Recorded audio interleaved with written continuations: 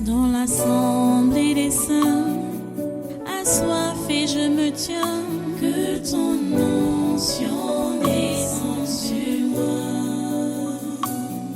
Conscient que mon destin est dans le creux de ta main, que ton onction descende sur moi. Je suis disposé, assoiffé, que ton onction descende sur moi. Je suis disposé, assoiffé,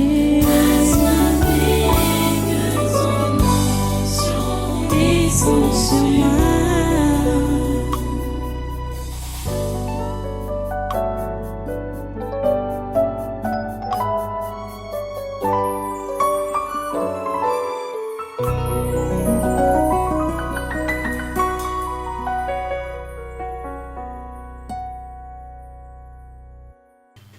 Ce qu'on a vu là, dans 1 Jean 3, je vais revenir sur ça. Demeurer en lui, c'est demeurer dans sa parole. Verset 6, 1 Jean 3. Quiconque demeure en lui ne pêche point. Quiconque demeure en lui ne pêche point. Demeurer dans sa parole. Demeurer dans ses prescriptions. Demeurer dans ses consignes. Demeurer dans ses directives, ça t'empêche de pécher. Nous devons demeurer dans sa parole. Comprenez? Jésus avait déjà dit ça. Et Jean était là quand Jésus enseignait ça. Je vais repartir même encore dans ça là, dans l'évangile de Jean au chapitre 8. Jean chapitre 8, à partir du verset 30. Comme Jésus parlait ainsi, plusieurs crurent en lui. Verset 30 et verset 31. Et il dit aux Juifs qui avaient cru en lui, si vous demeurez dans ma parole, vous êtes vraiment mes disciples. La condition d'être vraiment disciple de Jésus, c'est demeurer dans sa parole. Verset 32. Vous connaîtrez la vérité et la vérité vous affranchira. Vous connaîtrez la vérité et la vérité vous rendra libre. Quand vous demeurez dans la parole. Donc, le chrétien n'est pas là pour discuter contre la parole. Vous recevez des gens, vous parlez avec des gens qui vous conseillent de ne pas écouter ce que le pasteur enseigne. Vous comprenez directement que ce sont les ennemis de vos âmes. Si vous voulez sauver votre âme et vous voulez même aider l'église, dénoncer une telle personne directement parce que c'est un ennemi de votre âme et l'ennemi de l'église. L'ennemi de l'église de Christ. Celui-là qui vous dit, vous n'avez pas besoin d'accepter, de gober tout ce que le pasteur enseigne. Vous avez aussi la tête pour réfléchir. Ou vous prenez ce qui vous convient, vous rejetez le reste. Comprenez que c'est l'ennemi de votre âme et l'ennemi de l'église. Dénoncez une telle personne immédiatement et quitter sa compagnie directement. Même si c'est qui, même si c'est n'importe qui. Vous comprenez? Nous avons ces instructions-là de la part de Dieu, hein, depuis longtemps. Peut-être on va revenir sur ça là dimanche, s'il plaît à Dieu. Mais j'aimerais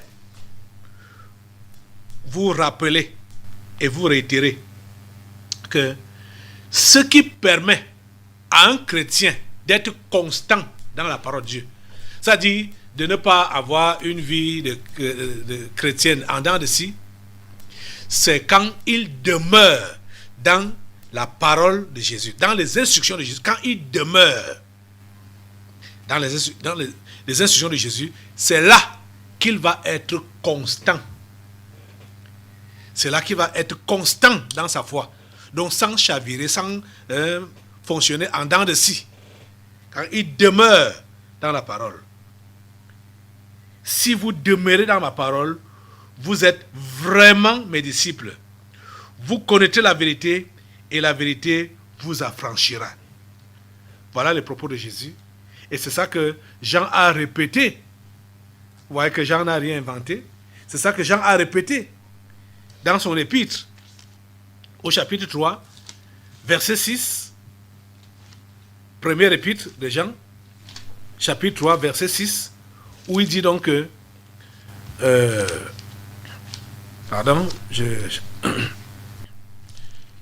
où il dit donc que quiconque demeure en lui ne pêche point. Quiconque pêche ne l'a pas vu et ne l'a pas connu. Vous comprenez? C'est ça la parole. Et cette parole est vraie. Si toi tu doutes d'elle, comprends que tu rejettes la parole et tu t'exposes au péché. Tu t'exposes au péché parce que tu rejettes cette parole qui te dit que quiconque demeure en lui ne pêche point. Et quiconque pêche ne l'a pas vu et ne l'a pas connu. Toi, tu vas dire, ah, qui peut ne pas pécher? Ah, moi, je suis un pauvre pécheur. Tu vois, tu as rejeté la parole. Tu ne demeures pas dans sa parole. Tu ne demeures pas dans sa parole. Et vous allez voir que les gens qui avaient dit qu'ils ont cru en Jésus, quand Jésus leur a dit, ce que je vous dis là, ils ont contesté. Et vous allez constater que quelque temps après, ils ont voulu lapider Jésus. Pourtant, ils ont prétendu qu'ils sont ses disciples, qu'ils croient en sa parole. Mais quand il leur parle maintenant, il leur dit maintenant que demeurez dans ma parole et vous êtes vraiment mes disciples et vous serez affranchis de toute servitude. Ils disent non, nous ne sommes pas des esclaves. Vous voyez? Ils disent que non, nous ne sommes pas des esclaves. Et quand la conversion a continué, l'entretien a continué entre eux et Jésus, ils ont voulu lapider Jésus. Ils ont voulu lui lancer les pierres. Pourtant, ils prétendaient qu'ils sont ses disciples. Vous voyez? Oh mon Dieu. Regardez, au verset 33, il lui répondit, nous sommes la possession d'Abraham et nous ne fûmes jamais esclaves de personne. Comment dis-tu, vous deviendrez libres? Vous voyez? Pourtant, on nous a dit que, comme Jésus parlait ainsi, plusieurs crurent en lui. Ils ont donc cru en quoi? Quand Jésus leur dit, oh mon Dieu, ils ont donc cru en quoi? Vous voyez donc que c'est la position de cœur de tout un chacun qui fait de lui soit un vrai disciple de Jésus, soit un incrédule, donc un non-croyant. Ce message que vous recevez depuis des semaines, des mois aujourd'hui, ça change la vie de celui qui croit en lui. C'est-à-dire, en ce message que vous recevez là, si tu ne crois pas, je ne sais même pas ce que tu viens faire ici. Tu n'as pas de place ici. Il y a encore l'autre là, Ngele Catherine, que je vais encore interpeller aujourd'hui. Cette femme, je ne sais pas ce qu'elle veut. Je lui ai demandé de se repentir. Et chaque fois qu'elle prétend se repentir, ce n'est pas la repentance. Dernièrement, elle a encore fait une lettre. Et dans sa lettre, objet, explication et repentance. Donc, elle explique sa repentance. Vous voyez? Elle explique sa repentance.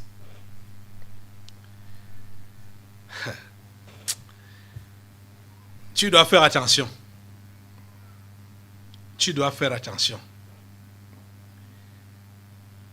Beaucoup sont comme elle là, ne veulent jamais reconnaître leur tort.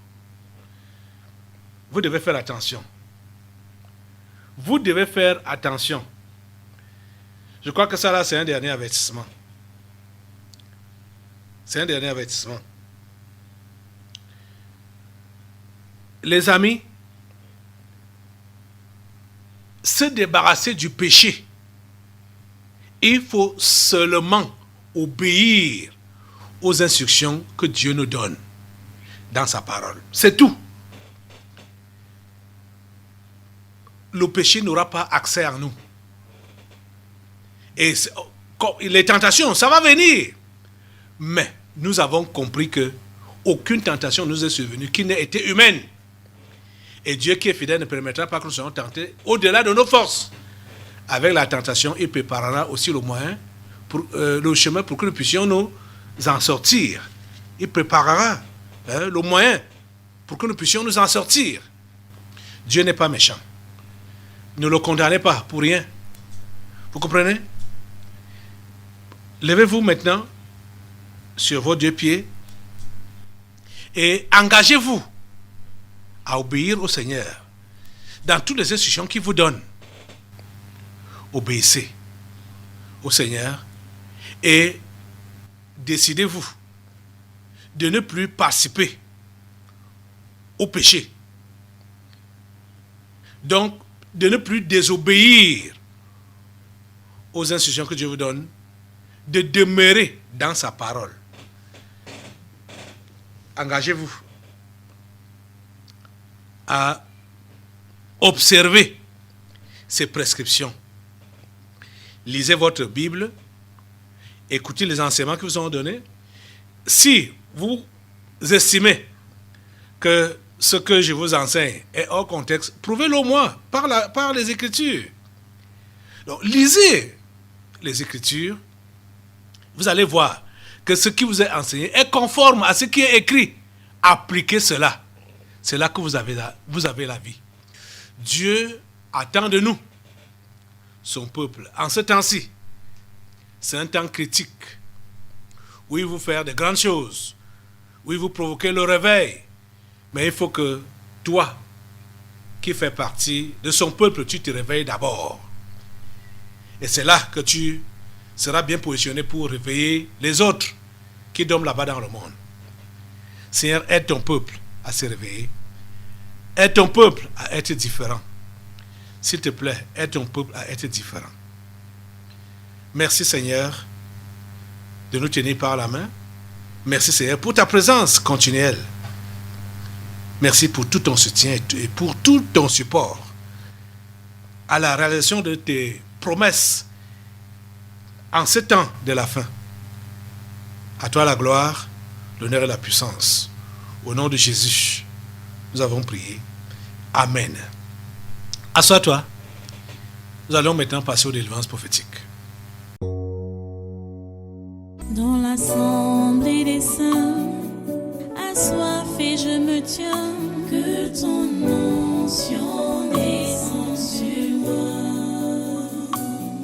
Conscient que mon destin est dans le creux de ta main, que ton onction descende sur moi. Je suis